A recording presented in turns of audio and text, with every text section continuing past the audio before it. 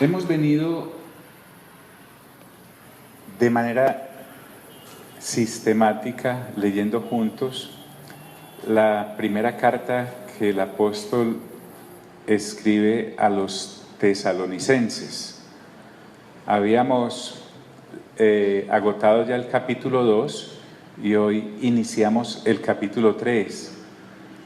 Me impresiona la vigencia que estos pasajes tienen, y desde luego es debido a que fue el Espíritu Santo el que inspiró al apóstol para escribirlos, porque aunque la época es diferente, las situaciones son muy similares en la actualidad. En esta parte, el apóstol Pablo, aunque está defendiéndose, como vimos en el capítulo 1 y 2, de una manera muy, como les dijera, con mucha altura de las personas que estaban atacando no solamente al apóstol como mensajero, sino el mensaje que él traía. A pesar de ser una defensa contra sus enemigos, a partir de este capítulo también vamos a entender con más claridad que implica más allá que una defensa. Es más una preocupación porque los creyentes que en Tesalónica habían recibido el mensaje del Señor estuvieran bien, no solo de salud, claro, nadie quiere que una persona se enferme, sino que fueran sanos en cuanto a seguir creyendo en lo que habían creído, porque ¿de qué vale yo estar bien sano y al final perderme por no tener acceso o perseverar en el mensaje al que he sido invitado a creer? Entonces, aunque es una defensa, vamos a ver más el corazón de Padre en ágape por estos tesalonicenses que de defenderse de aquellos que lo estaban atacando. Recordemos también que el apóstol, juntamente con el equipo, habían tenido que salir de Tesalónica por las persecuciones, y estando por fuera de Tesalónica es que él escribe esta carta y les recuerda, amarrando lo que viene del capítulo 2, les dice: por lo cual no pudiendo soportarlo más. Es decir, Silas y Timoteo ya estaban en Berea, como habíamos visto en Hechos de los Apóstoles. Pablo se había quedado en Atenas y desde allá es donde manda llamar a estos para que él pueda seguir a la ciudad de Corinto, y envía, después de hablar con ellos, a Timoteo para que regrese a Tesalónica. Entonces Pablo le dice: por lo cual no pudiendo soportarlo más, acordamos. Nuevamente, acordamos es que hay una reunión, Silas, Pablo y Timoteo dicen: bueno, yo sigo a la siguiente ciudad, Timoteo por favor se devuelve a ver cómo están los de Tesalónica, porque recuerden que allá se quedaron bajo ese fuego enemigo que los quiere apartar de la verdad del Evangelio, y nos trae informes. Entonces Pablo se queda en Atenas esperando las noticias de Tesalónica. Aquí vamos a ver que para Pablo y el equipo no era como una profesión sin corazón el predicar el Evangelio, no, es que ellos estaban inmensamente ocupados también en la salud de esos creyentes y querían saber de ellos.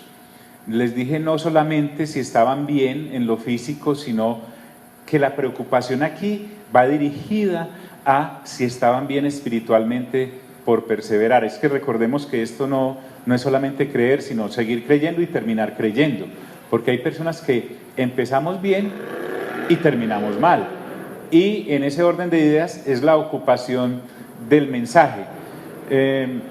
Casi que Pablo nos está recordando: no sean solamente personas que llevan el Evangelio a la gente, una vez lo hayan recibido, ocúpense en que esas personitas crezcan en el Evangelio, porque da lo mismo que si tuviésemos hijos en lo natural y una vez los hayamos engendrado, dejarlos ahí a la Bartola a ver cómo se defienden solos. Ese no es un buen padre o una buena madre de familia. Entonces, en lo espiritual, Pablo también nos está trayendo a colación este asunto. Listo, sirva como mensajero del Evangelio, pero también ocúpese en que esas personas que usted ha engendrado en el Evangelio, que el Espíritu Santo le ha permitido engendrar en el Evangelio, crezcan también bajo su cuidado, o por lo menos haga provisión para que esas personas reciban los cuidados en el Señor. Entonces acordamos quedarnos solos en Atenas y enviamos a Timoteo, nuestro hermano. Entonces vuelvo acá al versículo 1 en la parte B. Ese acordamos no es un conjunto de personas cualquiera preocupadas por otras personas cualquiera, no. Ese acordamos es un equipo de personas nacidas de nuevo que han renovado su entendimiento de acuerdo con la palabra del Señor y que ahora entienden que el Evangelio es poderoso para sacar a las personas de tinieblas a luz admirable, pero también a esas personas recién nacidas de nuevo hay que proveerles el cuidado para que se mantengan en ese caminar. Y cuando envían a Timoteo, Timoteo tampoco es cualquier persona, no es un profesional académico que conoce intelectualmente las Escrituras, sino que es una persona nacida de nuevo, miembro de un equipo de personas nacidas de nuevo que ya no están en el asunto de ser evangelizados, sino que son evangelizadores y llevan la palabra del Señor. Esto es muy importante.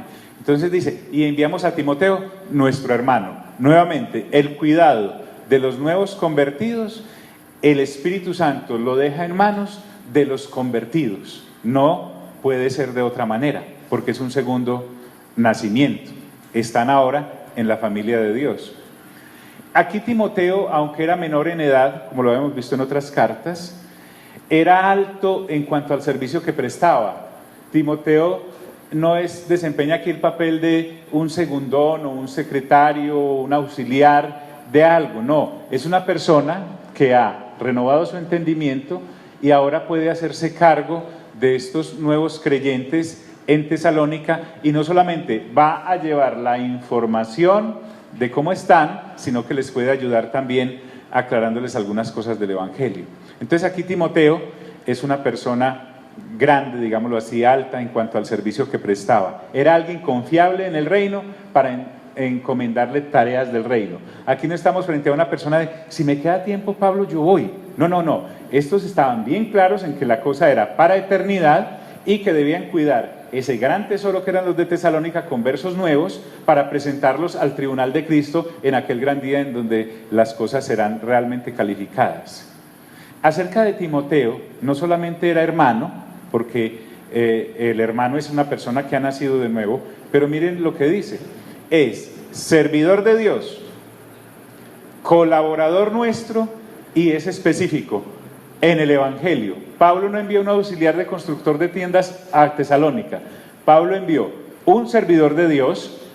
Qué bonito, cómo ha avanzado la cosa desde que en Hechos Pablo encuentra a Timoteo y entonces allí lo toma y le explica bien las cosas acerca del Evangelio del Reino.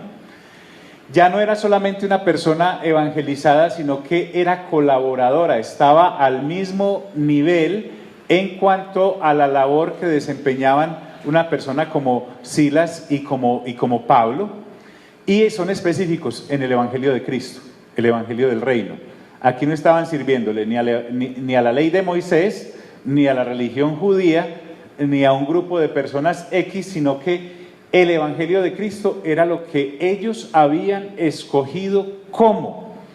Habían sido escogidos de parte de Dios para llevar el mensaje por el cual ellos mismos habían sido capturados a otros. Pues digo capturados por la persona del Espíritu Santo, convencidos de pecado, de justicia y de juicio, y avanzaron en él.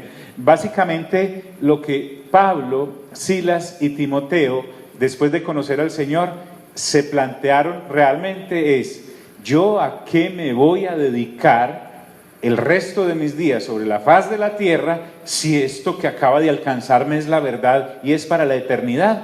Se dedicaron completamente a eso. ¿Me hice entender en ese aspecto? Es importante. Aquí no tenemos tres pacientes dudando de si será mejor una cosa de estas cosas temporales de acá de la tierra o serán mejores las cosas de la eternidad. Ellos ya tenían claro eso. Eran personas que habían madurado en este mensaje. Y entonces, ¿para qué envía a Timoteo, servidor de Dios, colaborador del equipo en el Evangelio del Señor Jesús y además hermano? Dice, para confirmaros y exhortaros respecto a vuestra fe. Cuando Pablo y este equipo envían a Timoteo nuevamente a Tesalónica, recordemos que en una carta anterior dijo que nadie tenga en poco tu juventud, sino sé ejemplo, y le da varias áreas del crecimiento en Cristo que una persona debe tener. Entonces Timoteo no solamente iba a ver cómo estaban, sino les voy a reforzar aspectos del conocimiento del Señor Jesús, del Evangelio, del Reino, para darles ánimo. Pablo, qué interesante, ya vemos pues que no estaba en una buena situación, vamos a ver más adelante a nivel de finanzas, pero él sabe que lo que es de Tesalónica, a pesar de que estaban pasando por tremendas pruebas financieras, no necesitaban plata. Él no hizo una colecta para mandarles finanzas, él les mandó a Timoteo para que les infundiese ánimo, pero con respecto a la revelación del Evangelio del Señor Jesús que Dios Padre depositó en él. Entonces, nos muestra a continuación cuál era la posible inquietud de los de Tesalónica con respecto a las dudas que tenían. Y era que habían escuchado que Pablo y el equipo estaban en tribulaciones. ¿Recuerdan? Tribulaciones son aquellas cosas por las cuales pasamos después de haber conocido de Cristo Jesús. A mí me tiene tremendamente impactado este asunto. Después de que yo he nacido de nuevo, soy una nueva ¿qué? Una nueva criatura. Por lo tanto, la criatura vieja ¿qué? Se murió. Cuando yo sufría antes de conocer a Cristo, indudablemente sufría por el pecado por el que había nacido y por los pecados que había cometido, porque la paga del pecado es muerte, y ese sufrimiento, porque se sufre, no llevaba a ningún lado. Sin embargo, resulta que ahora soy una nueva criatura y el sufrimiento se hace como patente y constante en aquellos que realmente se comprometen con el Evangelio y perseveran en una vida santa, y cuando digo santa es apartada para las cosas de Dios, en las obras que Dios determinó que desde antes de la fundación del mundo para que anduviésemos en ellas. Y ese caminar en Cristo produce un ataque del sistema como tal del cual hemos salido, y también trae sufrimientos, pero acá el sufrimiento, tengamos en cuenta esto, que es lo que realmente me tiene absorto, no es por lo malo que hice. Entonces, ¿por qué estoy sufriendo? Ya descubrimos que es gracias a que Dios permite que el sufrimiento llegue sobre nosotros, no para castigarnos por lo malo, sino para forjar nuestro carácter en cuanto a llegar a la estatura de la plenitud de Cristo. Cambia totalmente el panorama y trae una tremenda solución a esa duda que decíamos, y que aún si lo miramos desde el púlpito de Moisés, Moisés ¿qué señala? El pecado. ¿Y qué señala? Los pecados. La ley fue hecha para eso, para decir el pecado es malo, malísimo, realmente malo, y sus obras son estos 10 no, los 10 mandamientos. Si yo sigo legislando desde Moisés y mi mente no es renovada, a pesar de que ya he nacido de nuevo, voy a ver una persona entre nosotros sufriendo, pasando alguna privación, teniendo alguna pena, realmente sufriendo. Y si miro desde la ley de Moisés, mire que por allá está ese pensamiento, ¿quién sabe lo que uno siembra qué? Eso recoge. ¿Quién sabe qué tapado tiene por ahí? Algo malo debe estar haciendo. No. Si yo lo contemplo desde acá, voy a encontrar un término que se llama las aflicciones de Cristo. Y cuando habla de las aflicciones de Cristo, cuando dice Pablo, completando lo que hace falta de las aflicciones de Cristo, no está hablando de las aflicciones de Cristo como tal por la salvación que fue consumada perfecta en la cruz del Calvario con el derramamiento de su preciosa sangre y con su muerte, sepultura y resurrección. No está hablando de eso, sino que nosotros, los que ahora somos nuevas criaturas, por esta nueva vida en Cristo, vamos a padecer aflicciones y sufrimientos y tribulaciones, enfermedades, como Pablo estaba enfermo. Recuerden que dijo, he orado a Dios para que me quite este aguijón que de parte de Satanás me aflige, y el Señor me dijo, aunque le oré 3 veces, no, te va a bastar mi gracia, porque en la debilidad se perfecciona mi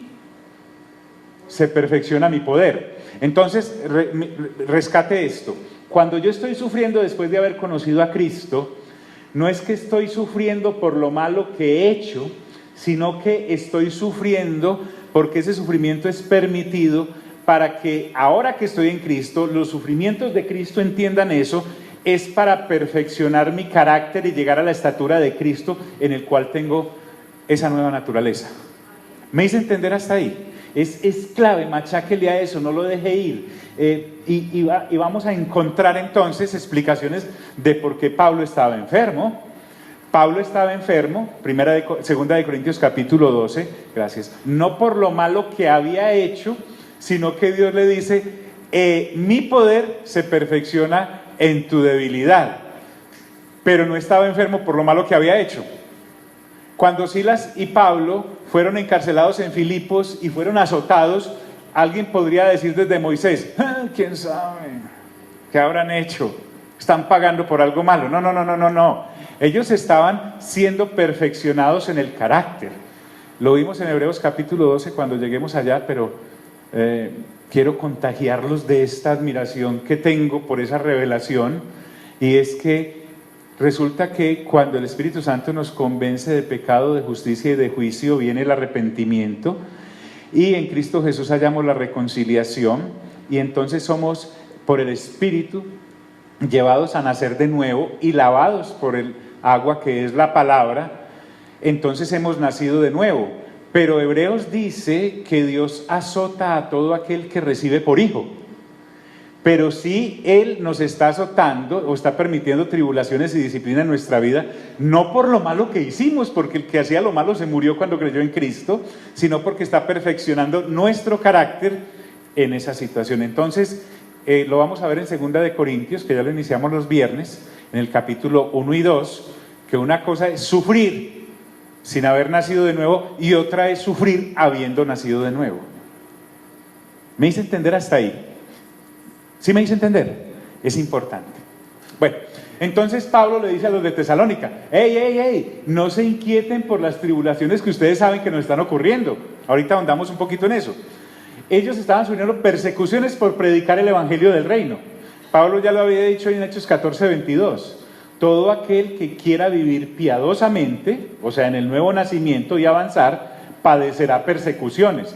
Para Pablo no era una cosa extraña o ajena o que lo asombrara el estar pasando por tribulaciones y persecuciones. Él sabía de qué se trataba. Los de Tesalónica no. Entonces podían decir, como están sufriendo, ¿será que? Entonces, a fin de que nadie se inquiete por estas tribulaciones, significa eso.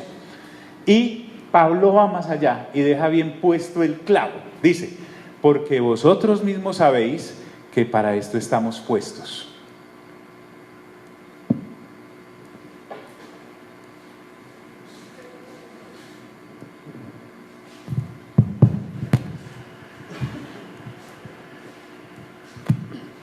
Pastor, o sea que si uno no sufre tribulaciones grandes o importantes, excepto las físicas que les tocó a algunos de ellos o a otras personas con enfermedades y eso, no se le está puliendo el carácter, no se está mejorando toda la fe y esas cosas para estar en la estatura de Cristo. O sea, debemos seguir pensando que el camino de Cristo es de sufrimiento, porque si uno no sufre no se mejora o no se llega a esa estatura, o uno la puede pasar sin demasiadas tribulaciones en la vida y llegar a esa estatura. Muy bien. Yo pienso, Doc, que es de acuerdo con el trato que Dios tenga con cada hijo, porque no necesariamente las mismas tribulaciones, puede haber diversas tribulaciones, ¿sí? Pero lo que hacíamos énfasis el viernes era que el consuelo de Dios provisto en Cristo Jesús obra para todas ellas, un solo consuelo para diversas tribulaciones. Me explico, no necesariamente la tribulación en el caso de la enfermedad del apóstol Pablo es para todos, ¿correcto? Puede ser una tribulación interna, moral, un sufrimiento, esas penas del alma que no se ven en una radiografía, correcto. Pero indudablemente, al ser llamados a ser como Cristo, mira lo que analizábamos o oíamos el viernes también. Resulta que en Isaías 53, hablando acerca del Señor Jesús, dice que el Señor Jesús fue varón de dolores, experimentado en quebrantos, lo cual me da a entender que el Señor Jesús como tal sufrió. Sin embargo, el Señor Jesús no sufrió porque hubiese nacido bajo pecado, porque Él no nació bajo pecado, ¿cierto? Ni sufrió porque había cometido pecados, porque Él no cometió pecados. Entonces, ¿por qué fue varón de dolores y experimentado en quebrantos? Uno podría decir, pues por llevar la culpa de todos los pecados y transgresiones de la humanidad. Esa es una de las facetas. Sin embargo, cuando miramos Filipenses y Hebreos, encontramos que el Señor Jesús como tal aprendió una cosa que se llama obediencia. Y la obediencia la aprendió obedeciendo. Y cuando dice obediencia, dice Filipenses que no tuvo como cosa que aferrarse el ser igual a Dios. Ya de sí es un sufrimiento bajarse a ser criatura en semejanza de criatura como hombre. Y estando como hombre llegó a sufrir en obediencia hasta la muerte y muerte de cruz.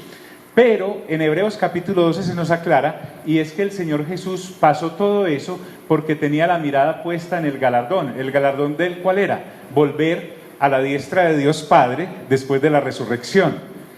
Y habiendo consumado eso, dice, porque Él es el autor y el consumador ¿de qué? De la fe. Entonces nos dice a nosotros los que estamos detrás, dice, pongan los ojos en Jesús, autor y consumador de la fe. Pedro agrega, para que en estos padecimientos y persecuciones ustedes sean perfeccionados, también dice Pablo, en la estatura de Cristo, no por estar sufriendo por haber hecho lo malo, sino por estar haciendo lo bueno. Yo quisiera como amortiguar la respuesta en el sentido no de que no se sufra, ni de que hasta dónde debe penetrar el sufrimiento de una persona para ser llevada al carácter de Cristo. Pero indudablemente sí, el sufrimiento, después de conocer de Cristo, perfecciona nuestro carácter en cuanto a lo que Jesús como ejemplo para nosotros ha sido. Pero si avanzamos un poquitico más, vamos a ver que Pablo no estaba defendiendo el sufrimiento de sufrir por sufrir. No. Vamos a ver con qué asunto. Micrófono acá, Marco Aurelio.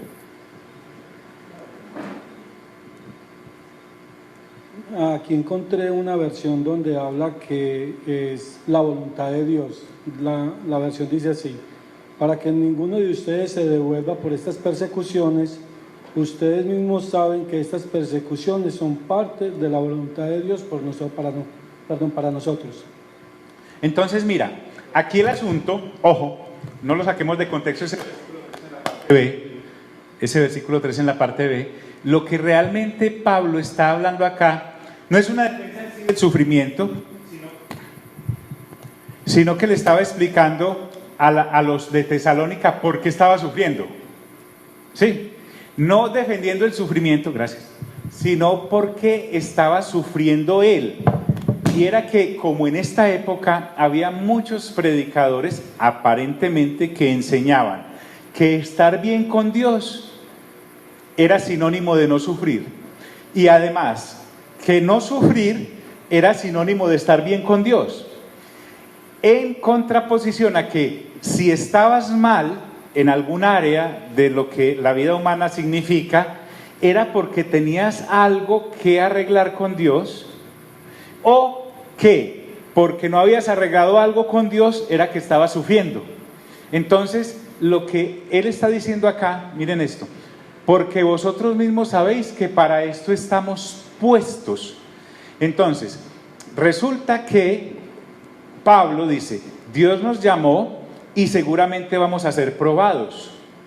Mira, se me acaba de ocurrir que, por ejemplo, el ladrón de la cruz no fue experimentado en ningún quebranto, ni fue varón de dolores en nada, simplemente fue salvo, ¿correcto? Dice, porque vosotros mismos sabéis que para esto somos puestos. La tranquilidad, entonces vuelvo al punto, y la prosperidad no son necesariamente pruebas de estar en justicia con Dios.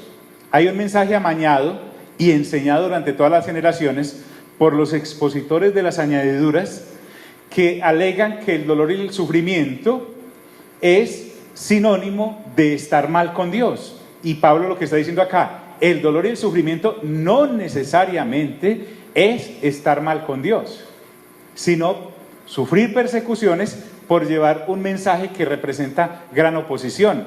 Recuerden que nuestra lucha no es contra sangre y carne, sino contra principados y potestades y gobernadores de las tinieblas de este siglo.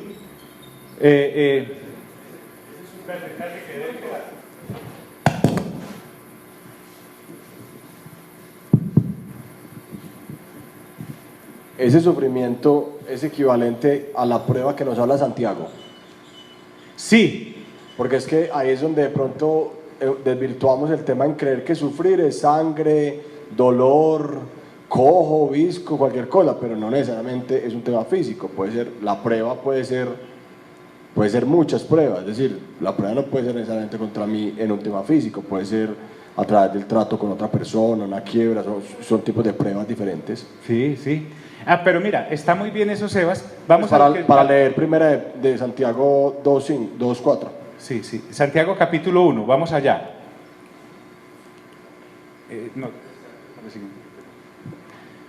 Santiago queda por aquí.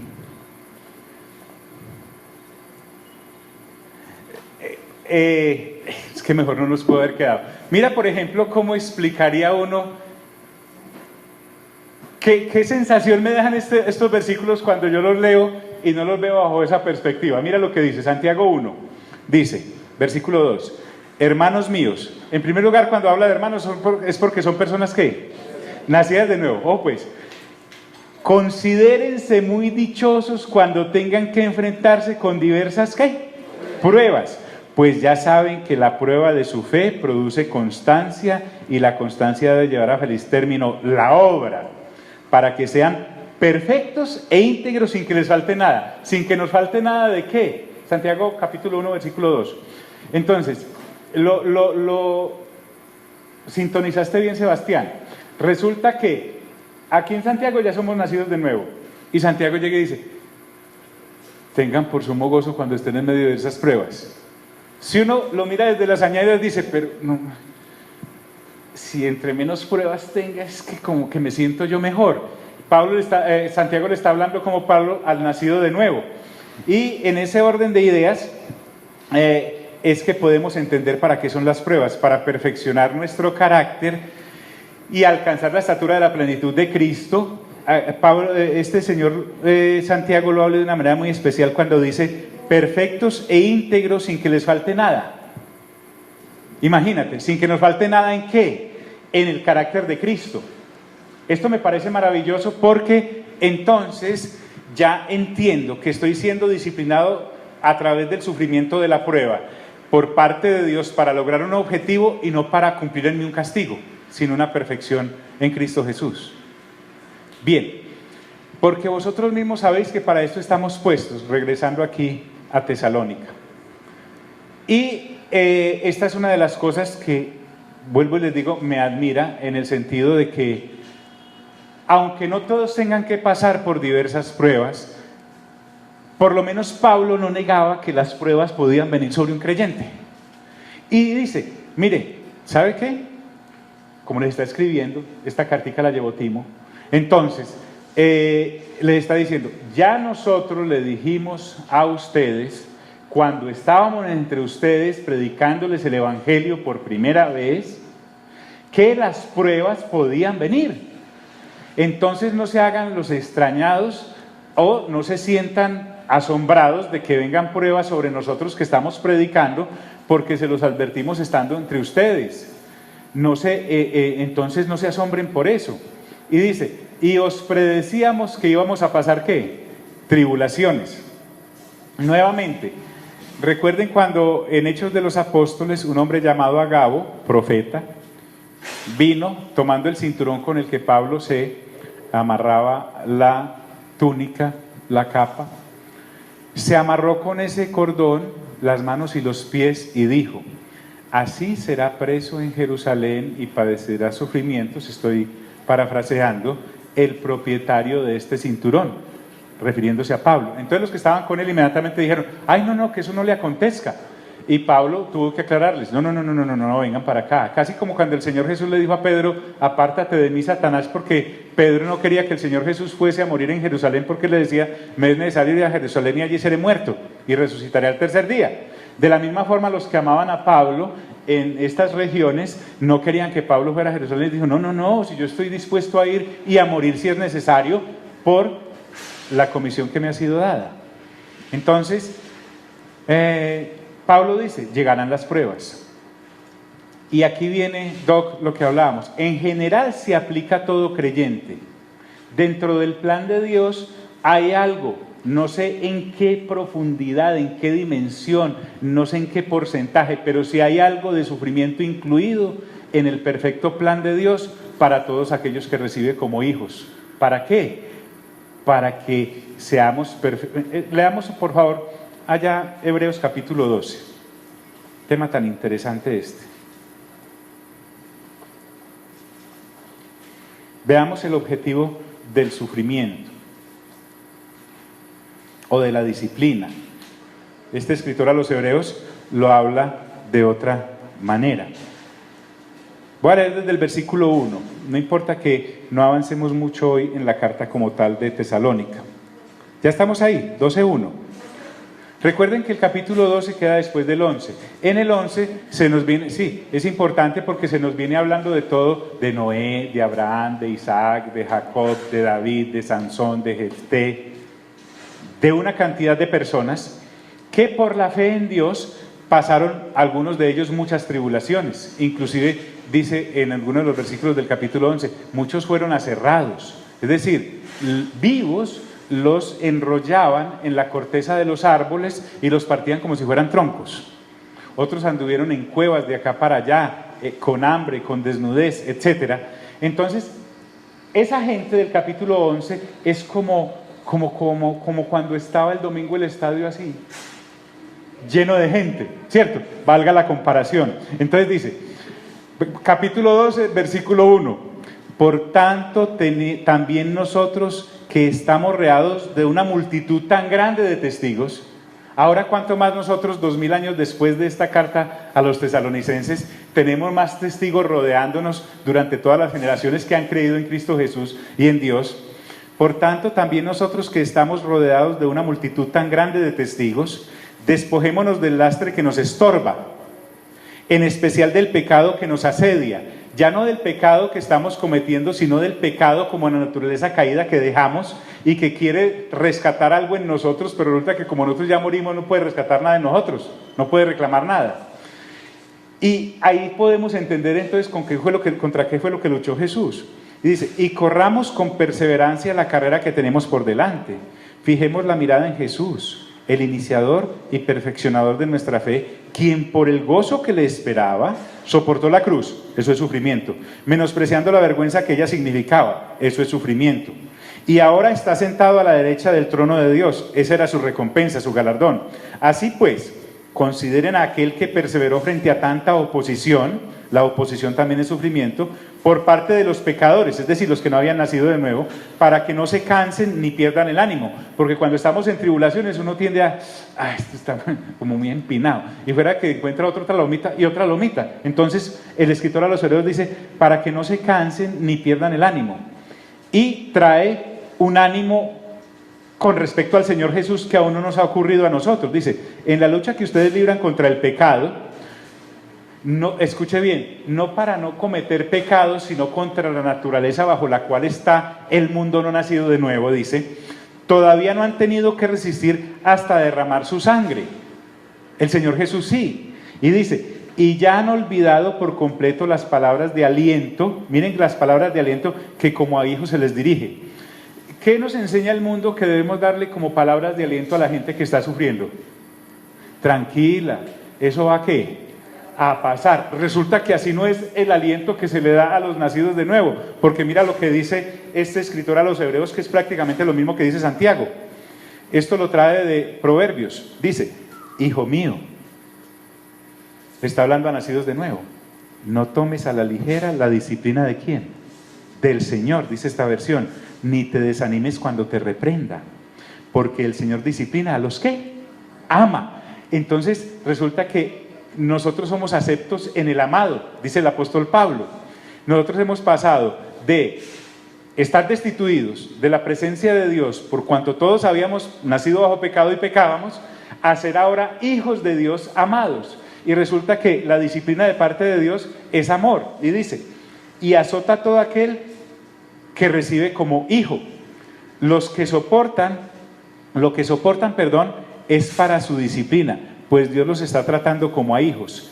¿Qué hijo hay a quien el Padre no disciplina? Si a ustedes se les deja sin la disciplina, ¿qué? Doc, parece que sí es para todos, mira, ahí dice ese versículo.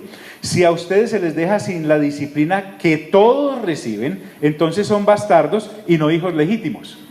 Y avanza, después de todo, aunque nuestros padres, y nos pone un ejemplo de cuando nos disciplinaban nuestros papás cuando no habíamos nacido de nuevo, después de todo, aunque nuestros padres humanos nos disciplinaban, los respetábamos. Tan lindo mi papá, yo me acuerdo cómo me da esos correazos con ese alambre de púas, imagínate.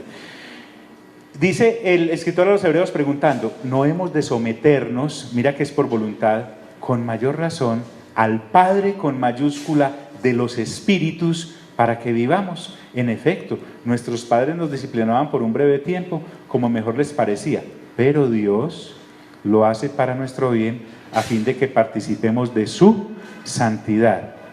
Y la reacción, ciertamente ninguna disciplina en el momento de recibirla parece agradable, sino más bien penosa. Sin embargo, después produce una cosecha de justicia y paz para quienes han sido entrenados por ella.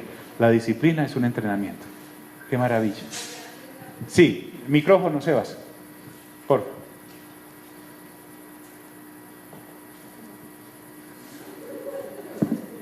Entonces, entre más nos disciplina o entre más tribulación, la tribulación es para disciplinarnos. Sí, es el mismo, son Entonces, sinónimos. entre más nos discipline es ¿por qué? Porque más nos quiere o porque tiene más cosas que tenemos que cambiar. No, no es que tengamos que cambiar, sino que tenemos que alcanzar. Porque recuerda que cuando nacimos somos nuevas ¿qué? Criaturas. De hecho, Adán no cambia. El Adán caído no cambia que había en nosotros.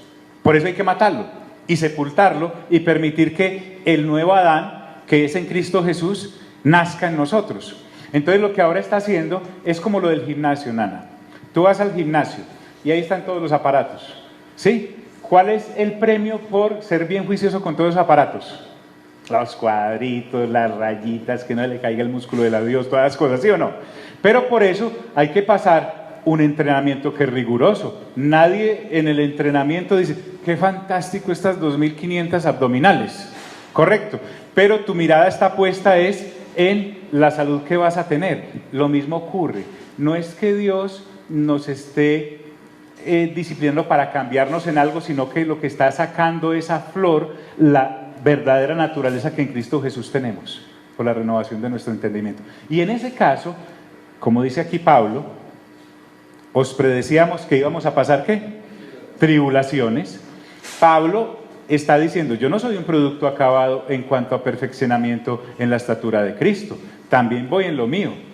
De manera que ustedes no se extrañen que padezcamos tribulaciones, pero la tribulación que nosotros estamos padeciendo no es como castigo, sino porque están formando en nosotros algo de parte de Dios. Y como decía Sebastián, puede ser una enfermedad, puede ser un crack financiero, puede ser una aflicción del alma interna, etcétera, etcétera, etcétera. Es quebrantarnos desde adentro. La pastora decía algo bien interesante en estos días. Si uno rompe un huevo desde afuera, muerte para ese huevito. Si es roto desde adentro, sale un pollito, produce vida. El asunto de nosotros ahora es el Espíritu Santo trabajando desde adentro como Él es Dios para aflorar a nosotros el carácter de Cristo Jesús que ya tenemos. Solo que ese huevo hay que romperlo para que se vea. ¿Sí? Entonces les dijimos que llegarían las pruebas, dice Pablo. Y en general entonces parece que este principio se aplica a todo creyente, según acabamos de ver en Hebreos, y es algo incluido en el perfecto plan de Dios con un objetivo, ya vamos a ver. Y entonces Pablo les dice, tan cierto era que iban a ocurrir tribulaciones que ya nos han acontecido. O sea, nosotros no estábamos charlando. El evangelio que les están vendiendo a ustedes de no sufrir es totalmente errado, porque es posible que en este evangelio tengamos que sufrir, pero ya con un destino diferente para el que lo sufre. Vuelvo y aclaro, no es por ser sancionados desde el cielo porque hicimos algo o porque hayamos hecho incorrectamente algo, sino que por vivir una vida piadosa en medio de un sistema impío, realmente es empezar a caminar en contravía del mundo. Y cuando habla de vivir correctamente en medio de un sistema impío, una vida piadosa, el sistema y la gente a tu alrededor empezará a atacarte por la corrupción en que está el amor ágape con la que la estás amando, con el que estás amando a la gente. Entonces, por ejemplo, allí en Tesalónica, ¿qué había? Idolatría en medio de una sociedad corrupta a nivel, en cualquier aspecto moral estaban depravados.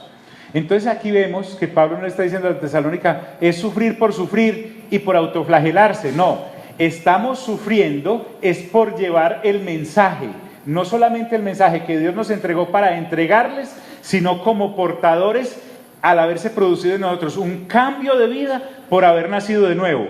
Ahora, pararnos frente al sistema del mundo y decirle, no me voy a comportar de acuerdo con tus principios, va a generar una persecución y una tribulación de parte de ese sistema y del Dios con D pequeña de ese sistema y todos sus gobernadores de las tinieblas y todas esas cosas, pero a la vez es un respaldo constante de Dios porque ahora estamos en su reino.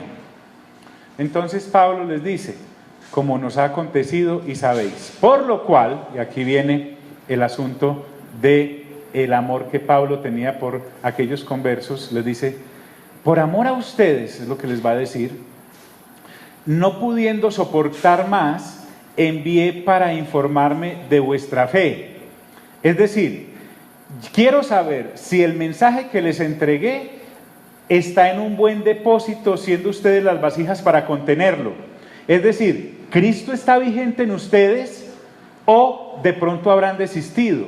Quiero que sepan que envié a Timoteo para saber cómo están.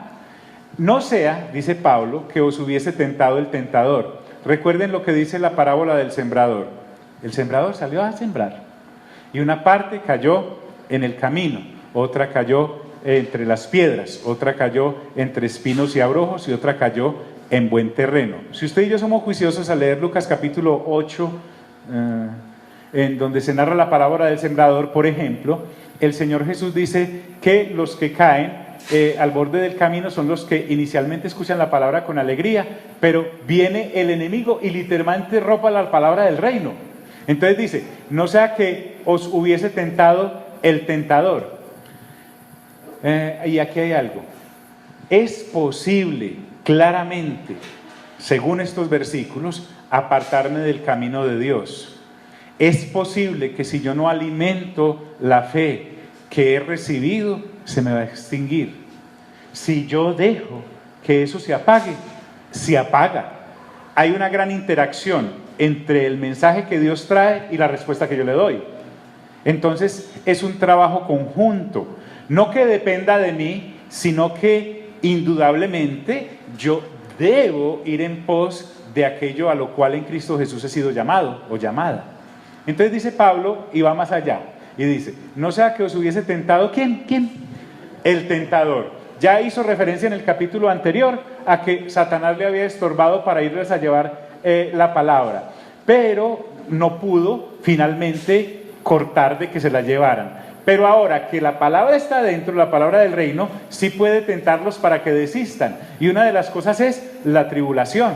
Entonces Pablo dice, no sea que os hubiese tentado el tentador y que nuestro trabajo resultase en vano.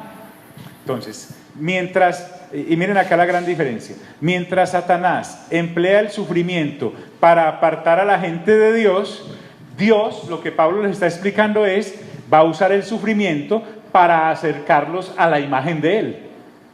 Cambia completamente la perspectiva. Y eso se llama renovar mi entendimiento. ¿Por qué? Porque cuando sufría, cuando no había nacido de nuevo, yo además interpretaba que me estaba yendo muy mal en la vida.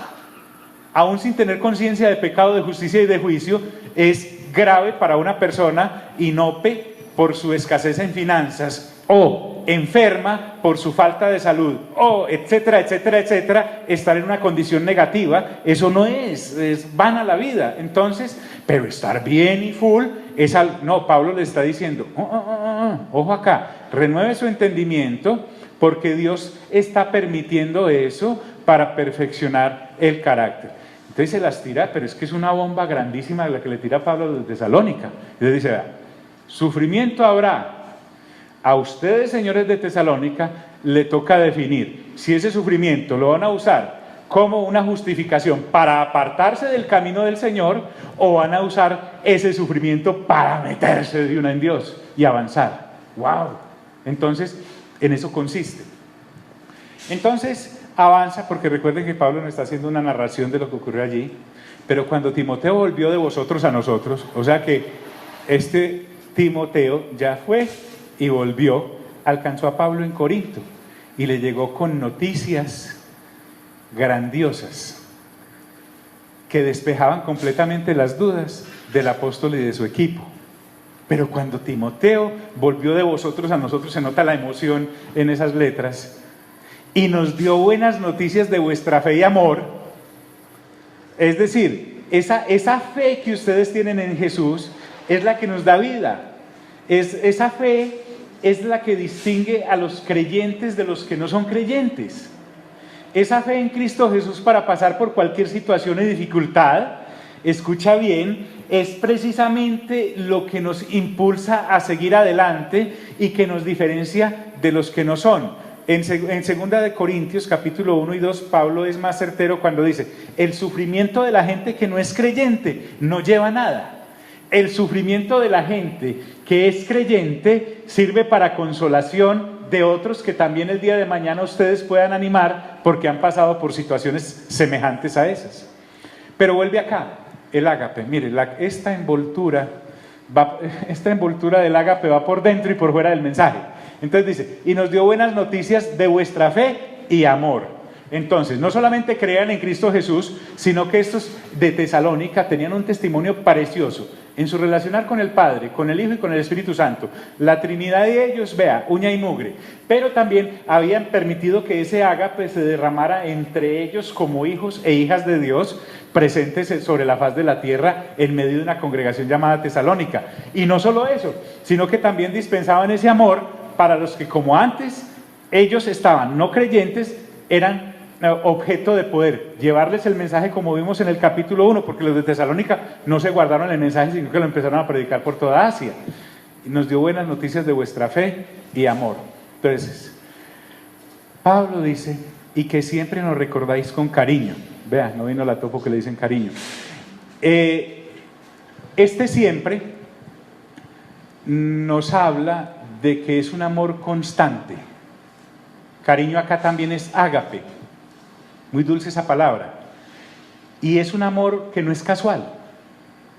Es constante porque la persona nacida de nuevo ha experimentado el amor de Dios a través de Cristo Jesús. Porque tanto amó Dios al mundo que ha enviado a su Hijo unigénito para que todo aquel que no crea no se pierda, sino que tenga ¿qué? Vida eterna. Eso es amor. Entonces, de suyo, por ser una nueva criatura y porque hemos sido sellados con la persona de ¿quién?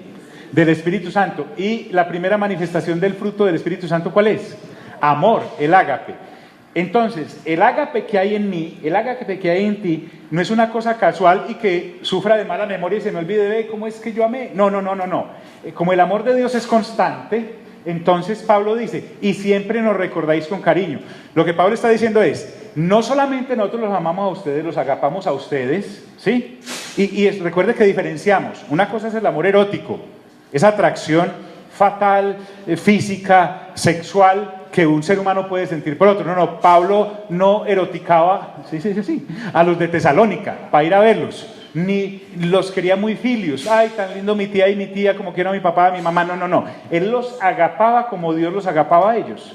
De la misma forma, los de Tesalónica agapaban a Pablo y a su equipo. Y les dice, y siempre nos recordáis con cariño, deseando vernos. Tenían un lugar en el corazón de los creyentes, y los creyentes de Tesalónica tenían un lugar en el corazón del equipo apostólico. Por eso dice Pablo, como también nosotros a vosotros. Ustedes tienen ágape, nosotros también. ¿Por qué? ¿Por qué? Fácil, porque somos hermanos. Por eso le dice, por ello, hermanos, en medio de toda nuestra necesidad. Entonces, cuando Pablo escribe o se da cuenta de estas noticias, él está en Corinto. Recordemos que tenía que hacer Pablo en Corinto. Pablo no solamente predicaba el evangelio de día, sino que tenía que hacer carpas en la madrugada y por la noche para poderse sostener. Esas eran las tribulaciones de las cuales llegaban a oídos de los de Tesalónica. Ellos decían, pero y entonces, es que ya que tenían privaciones físicas y conflictos internos. Privaciones físicas porque les tocaba hacer tiendas para poder comer allá en Corinto, donde no les daban ni para el tinto, y además ellos no querían recibir por pura hidalguía de reino. Y fuera de eso, los conflictos externos, que era la persecución que recibían de los judíos fanáticos que también los perseguían allá en Corinto. Entonces dice Pablo, por ello, hermanos, en medio de toda nuestra necesidad y aflicción, privaciones físicas y conflictos internos, dice, fuimos consolados de vosotros por medio de vuestra fe. Es que las cosas en Corinto estaban álgidas, estaban subidas de tono, allá no estaba. Entonces yo me imagino a Pablo, ¿con quién estaba allá? Esta señora y este señor, los de las carpas, ¿cómo se llamaban? Priscila y Aquila. Y los de su equipo, de pronto un poco desanimados, viendo el panorama difícil, una congregación en Corinto que no era como la de Tesalónica. Los de Tesalónica bien, los de Corinto, ya vemos los viernes cómo estaba esa cosa allá. Entonces yo creo que decían, viste, Pablo, acordate, recordame por qué es que estamos haciendo estas hijuemadres tiendas, hombre. Dice, porque estamos predicando el mensaje del evangelio. ¿Y a quiénes le estamos predicando? A esta gente de Corinto, ¿sí? Que recuerden que de misericordia y amor no tenían nada. Entonces les dice, pero decime por qué es que debemos perseverar. Pues porque hay gente como la de Tesalónica, chévere, hermano. Hay gente que sí le llega el mensaje con todo. Entonces eso los consolaba. En medio de esas tribulaciones allá en Corinto, llegaban con las buenas noticias de Tesalónica y ellos decían, es que vale la pena, es que vale la pena. Los de Corinto solo son una faceta un poco desagradable de hermanos inmaduros y carnales, pero los de Tesalónica van bien. Ya que en Corinto las cosas estaban así, sometidos a grandes presiones y fabricando tiendas, estas noticias de los de Tesalónica los llenaban de ánimo, porque el mensaje en Tesalónica sí había sido efectivo y correcto. Y por eso Pablo dice, porque ahora vivimos si vosotros estáis firmes en el Señor. Entonces, esto es muy bonito, amigos y amigas, porque hermanos y hermanas, hijos e hijas de Dios, porque se desarrolla una consanguinidad en Cristo. Es pertenecer a la familia de Dios. Es algo que nosotros inclusive, a pesar de que tengamos familias lindas, hermosas, unidas y esforzadas, no operábamos en ese amor ágape, sino filial, de respeto, lindo, pero no de la estatura del ágape de Dios. Entonces, Pablo lo que está dando a entender es que la vida de ellos, como mensajeros del Evangelio del Reino, estaba ligada al progreso de los hermanos de Tesalónica, de manera que los triunfos de los de Tesalónica al avanzar en la fe los llenaba de un vigor que venía del mismo cielo a ellos que estaban allá en esas situaciones difíciles en Corinto. Pablo lo que nos está recordando es que realmente al predicar el Evangelio de Jesucristo se nos va de esta vida misma, biológica, terrenal, temporal, pero es en aras de una vida orgánica que compartimos en ambas direcciones, los que nos traen el Evangelio y aquellos que hemos sido positivos al aceptar el mensaje de Dios para reconciliarnos. Entonces se desarrolla algo extraordinario. Entonces Pablo avanza diciendo, por lo cual, ¿qué acción de gracias podemos dar a Dios por vosotros? Entonces, nuevamente Pablo, a pesar de lo emocionado que está, no deja que las emociones le nublen su espiritualidad y es totalmente sobrio en eso. Y recuerda, miren, esto empieza porque Dios me entregó un mensaje que no se me ocurrió a mí, Dios no me engañó. Recuerden que el mensaje no es fruto del error, como ya les dije en el capítulo 1 y 2. Entonces, por lo tanto, yo no fui engañado por una doctrina o por algo que vino de un corazón errado. No, vino directamente de Dios. Y así como Dios no me engañó a mí con el mensaje, yo no puedo engañarlos a ustedes entregándole un mensaje diferente, porque el mensaje que yo recibí real, se los estoy entregando a ustedes tal cual. Y lo hermoso de todo eso es que gracias a Dios, ustedes fueron los que recibieron, porque el Espíritu Santo es el que los convence de pecado, de justicia y de juicio, porque nadie nace por voluntad humana en el reino de Dios, sino por voluntad de Dios mismo. Nadie va al Padre si no es por Cristo, y nadie va a Cristo si no es por el Padre. Entonces, ese mismo hecho de haber aceptado al Señor ustedes fue por obra de Dios. Y al ser sellados con el Espíritu Santo es que han venido caminando gracias al Dios mismo. Es decir, en Dios se origina, en Dios se sigue y en Dios se culmina. Por eso, ¿qué acción de gracias podemos dar a Dios por vosotros? Recuerden que todo esto es gracias a Dios. Nada procede del hombre, porque lo que es nacido de la carne, carne es, y este mensaje no fue carnal. ¿Qué acción de gracias podremos dar a Dios por vosotros, por todo el gozo con que nos gozamos a causa de vosotros delante de nuestro Dios? A eso se está refiriendo. Y entonces dice, orando de noche y de día con gran insistencia, le pedimos a Dios más allá de los mismos límites, para que veamos vuestro rostro. Quisiéramos estar, Pablo lo que está diciendo es, queremos volver a Tesalónica para poder seguir edificándolos en lo que les haga falta en el Señor. No era una visita social, ni me lleven a ver las ruinas, que en ese momento no eran ruinas, ¿cierto? Pero llévenme a ver los templos. Él no iba de esa cosa. Presentes allí para poder edificarlos en lo que les haga falta. Para eso deseamos ver el rostro de ustedes y completemos lo que le falte en la fe. Entonces, no estamos completos. Solo si vamos en continuo crecimiento. La figura que viene acá es como la de un artesano que perfecciona todos los días su obra. Lo que Pablo está diciendo es, queremos ir, no de visita social, sino para llenar los vacíos que de pronto haya en vuestra fe. Básicamente lo que hacemos acá, que nos preguntamos, miramos, no nos burlamos de nosotros, sino que miramos, ve, esta luz nos trajo por revelación el Señor, vos que entendés acá, estos 144,000 son los del capítulo 7, los mismos del 14, eso se llama edificarnos en la fe y llenar vacíos. Y hay algo lindo también que Pablo deja en la completa soberanía de Dios, porque dice, mas el mismo Dios y Padre nuestro, miren que él siempre se refiere al Dios soberano, y nuestro Señor Jesucristo. Aquí hay algo interesante, y es que la oración del apóstol y su equipo va dirigida tanto al Padre como al Señor Jesús. Lo que está diciendo es, los dos son Dios, y estamos orando a Dios gracias al Dios Espíritu Santo que está en nosotros, que nos tiene en perfecta comunión con Él. Esta oración está dirigida a la Trinidad, y miren en todo lo que Pablo dependía. Queremos que ese Dios y Padre y el Señor Jesucristo dirija nuestro camino a vosotros. Es decir, había un deseo, no es como cuando digo, hey, qué bueno ir a visitar a Anderson, ¿y a qué? Pues no, para ir a visitarlo, no. Pablo quería ir a visitar a los hermanos de Tesalónica para que se pudieran complementar en cuanto al crecimiento y el conocimiento de Dios, no intelectual, sino la vivencia como tal. Pero no era una visita solo por visitar, porque si Dios no estaba en la visita, así fueran, y Dios no estaba en la visita, nada van a lograr, porque realmente Pablo ya lo dijo en 1 Corintios capítulo 4, si mal no estoy. Recuerden que lo dijo de esta manera, yo sembré, Apolos regó, pero solo Dios ¿qué? Da el crecimiento. Yo puedo sembrar el evangelio, puedo regar el evangelio, pero la gente no crece si no es Dios el que la hace crecer, completamente dependiente de él, hasta en eso. Bien, dejemos ahí. Padre, muchas gracias por este tiempo tan especial que nos has dado para compartir tu preciosa palabra.